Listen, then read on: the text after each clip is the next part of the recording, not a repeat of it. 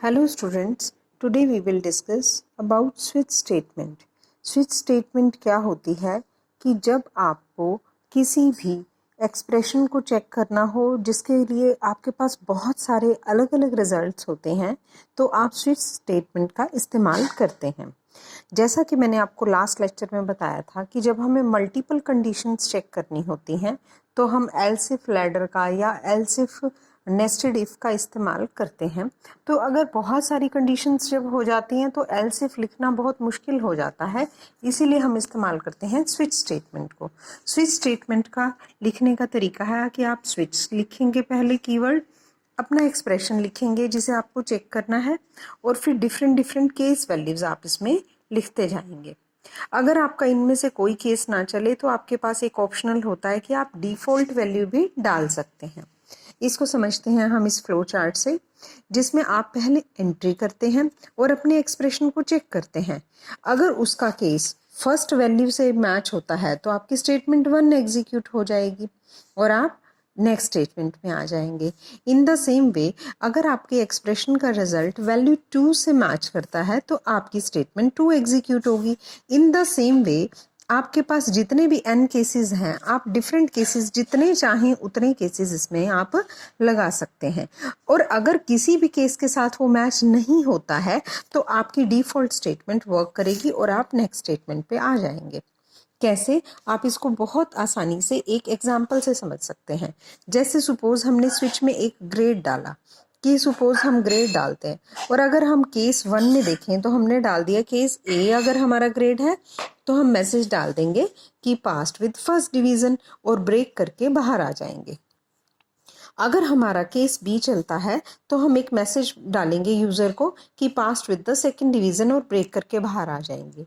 इसी तरीके से हम डिफरेंट केसेस के लिए डिफरेंट ग्रेड्स डाल सकते हैं। और लास्ट में हमने डाल दिया है डिफ़ॉल्ट में कि अगर हमने स्टूडेंट को कोई ग्रेड नहीं दिया तो स्टूडेंट के लिए हमने मैसेज डाल दिया कि स्टूडेंट इज़ फेल्ड और ब्रेक करके आप बाहर आ गए। तो इस तरीके से हम इसको ये मान सकते हैं कि स्विच जो है आपका डिफरेंट कंडीशंस या डिफरेंट केसेस के ऊपर वर्क करता है और अकॉर्डिंगली आपकी स्टेटमेंट को एग्जीक्यूट करता है। ये स्विच जो है इससे आपके प्रोग्रामिंग करना, जहाँ पर डिफरेंट केसेस हो वहाँ उसके लिए प्रोग्राम करना बहुत आसान हो जाता है।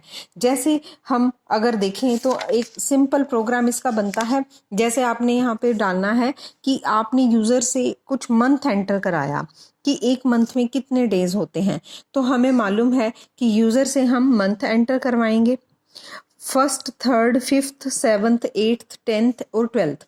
इन मंथ्स का केस अगर कोई यूज़र डालता है तो हमारे पास मैसेज आ जाना चाहिए कि डेज कितने होंगे, उसमें 31 होंगे और ब्रेक करके आप बाहर आ जाएंगे। और अगर हमारा फोर्थ, सिक्स्थ, नाइन्थ या 11th मंथ हो तो हमारे पास डेज प्रिंट होने चाहिए 30 डेज और फिर वो ब्रेक करके बाहर आ जाए। जो सेकंड मंथ का केस है उसमें हमने डाल रखा है जो कि फरवरी का मंथ होता है, वो हम कैलकुलेट करते हैं अकॉर्डिंग टू लीप ईयर। तो हम यहाँ पे डालेंगे कि इफ़ ईयर मॉडुलस 4 मीन्स जो आपका पर्टिकुलर ईयर है उसको 4 से डिवाइड करने के बाद अगर आपका रिमाइंडर 0 आता है तो दैट मीन्स वो लीप ईयर है, पूरा पूरा डिवाइड हो गया।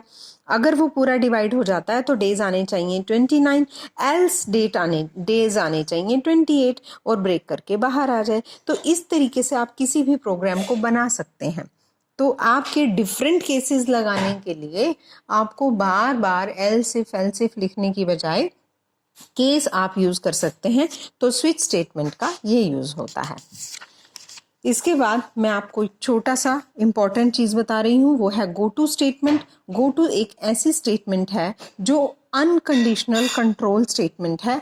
बहुत ही आसान है। आप प्रोग्राम में कहीं पे भी गो टू कीवर्ड लिख के एक लेबल लिख दीजिए और उस लेबल को आपका कंट्रोल कहीं पे भी पाएगा, आपका प्रोग्राम डायरेक्टली वहीं पहुंच जाएगा जहां आपने गो टू लिखा है। सपोज आपने मेन प्रोग्राम स्टार्ट किया, उसमें आपने गो टू स्टार्ट लिख दिया, तो जैसे ही ये स्टेटमेंट आपके कंट्रोल को मिलती है आपका प्रोग्राम ऊपर चला जाएगा। इन द सेम वे इसी तरीके से आप नीचे भी डाल सकते हैं प्रोग्राम में। मेन में जहाँ पे भी आपका कंट्रोल एनकाउंटर करेगा इस स्टेटमेंट को, उसको ये स्टेटमेंट जैसे ही मिलेगी गो टू एंड, तो वो सिर्फ एंड वर्ड को ढूंढेगा और जहाँ उसे एंड मिलेगा आपका कंट्रोल वहाँ चला जाएगा। ये एक अनकंडीशनल कंट्रोल स्टेटमेंट होती है जिसके अंदर आपका जो लेबल होता है उस लेबल तक ये अपने आप पहुंचा देता है अपने प्रोग्राम को. So this is very important. Go to statement and switch statement.